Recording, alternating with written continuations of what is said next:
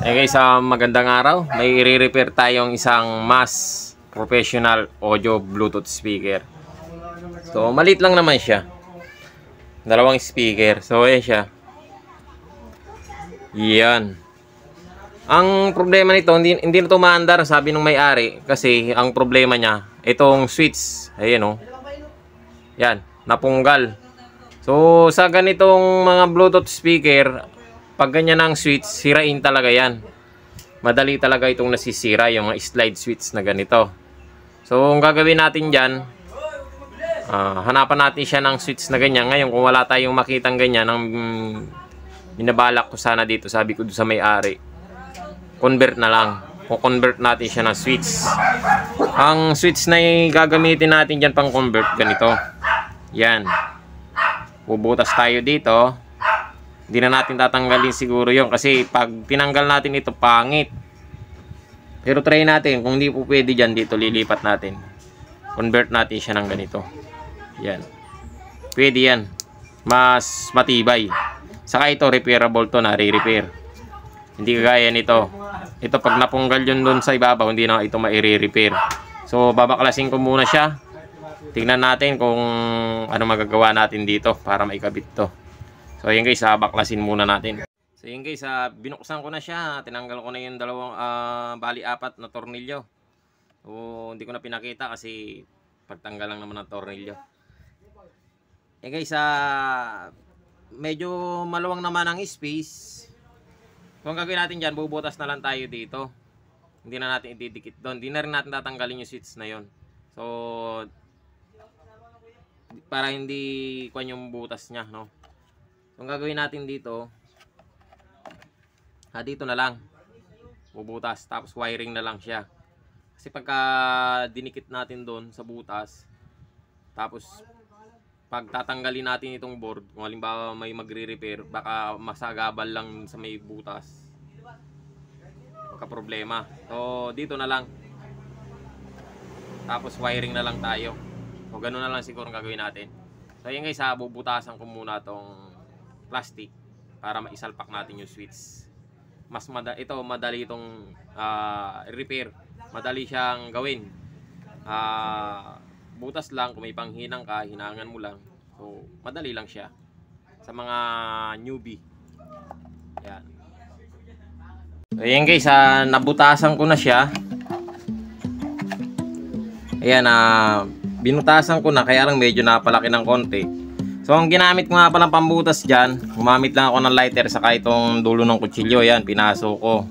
So yeah, plastic lang naman, madali lang naman siyang butasan. So yan guys, ay kakabit na lang natin. Ito, sakto naman siya dito.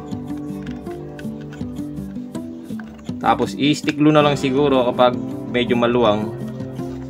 Paluwang eh. Sinukat po, mali sukat. May pit pa yata, ayun. Masok. So yan, napalaki lang ng konti ito sa dulo. Pero okay na yan, pag nadikit na ng stick glue sa loob, okay na yan. So ganyan siya. Tapos wiring natin siya dito sa likod, papunta doon sa may switch. So inangan lang natin ng wire. So inangin lang natin yung wire.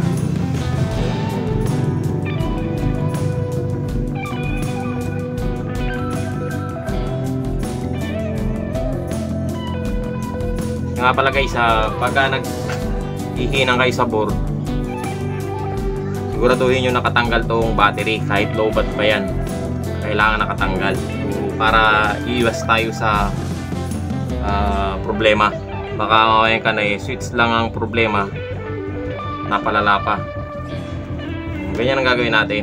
Tanggalin muna natin yung battery. So ito, lalagyan natin siya ng wire para jumper na lang ang ano niya.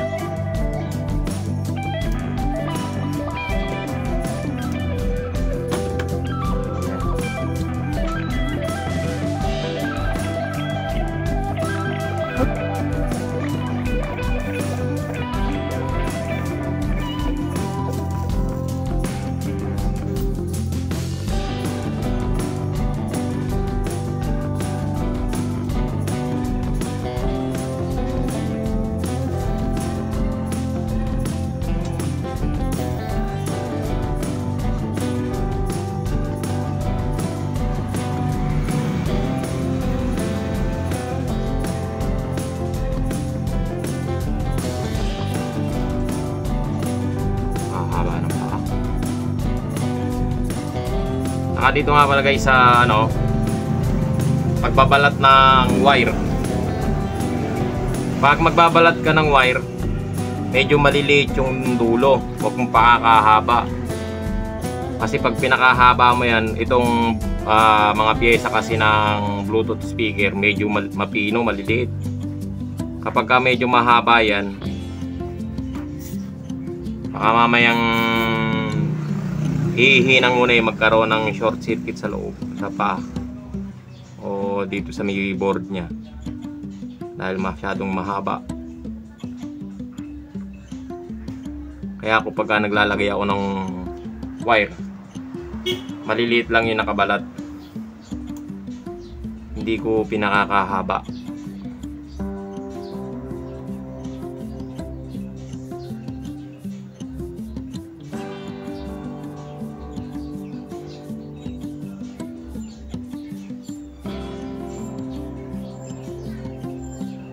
Para hindi siya magkakaroon ng short circuit. So yan, ay hinang na natin siya, testingin natin. Kaya lang ito ay low bat, baka hindi pa ito tutunog. So yun, may charge pa, kita nyo, may charge pa yung battery. Gumana siya kagad oh. Ayan, i-off natin, namatay. So yun natin, yung gumana. So ibig sabihin may charge pa yung battery. So buti na lang binunot natin yung ano, binunot natin yung niya, yung battery niya kanina nung naghihinang tayo. Kung hindi natin binunot yon, magkaroon ng short circuit yan, di sira yung ano, sira yung board natin. So ayan guys,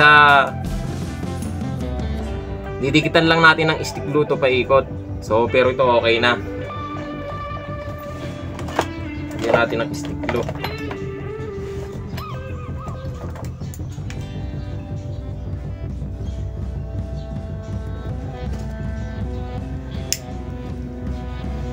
Para hindi siya maaalog-alog o tatanggal. Saka yung mga wiring niya.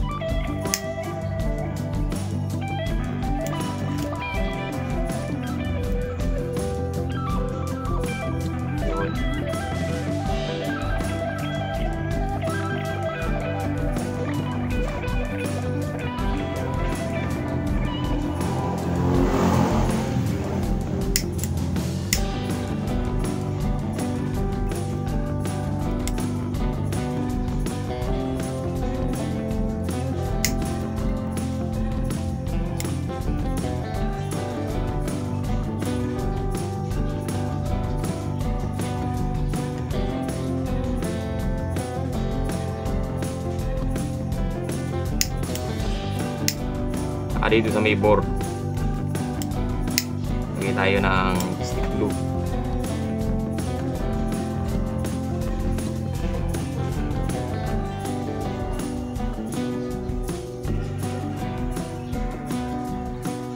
Para matibay.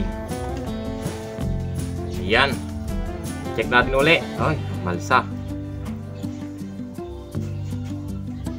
malambot pa.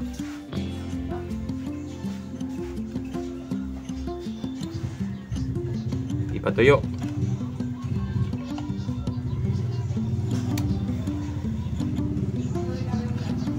Testingin natin uli. So yun, gumana na. Ay, low bat, hingalo. So yan, ikakabit na lang muna natin to, tornilyo natin, tapos saka natin siya i-charge. Pero ito ay okay na. So yan guys, ganyan lang siya kasimple. At sana nakatulong sa inyo yung video na to, kahit ito ay simpleng video lang, no? Madali lang para sa iba, pero sa mga newbie, baguhan, o sa mga hindi gumagawa, pwede nyo naman siyang gayahin. Madali lang kung meron kayo panghinang. Ayan guys, maraming salamat sa nanonood ng video na to.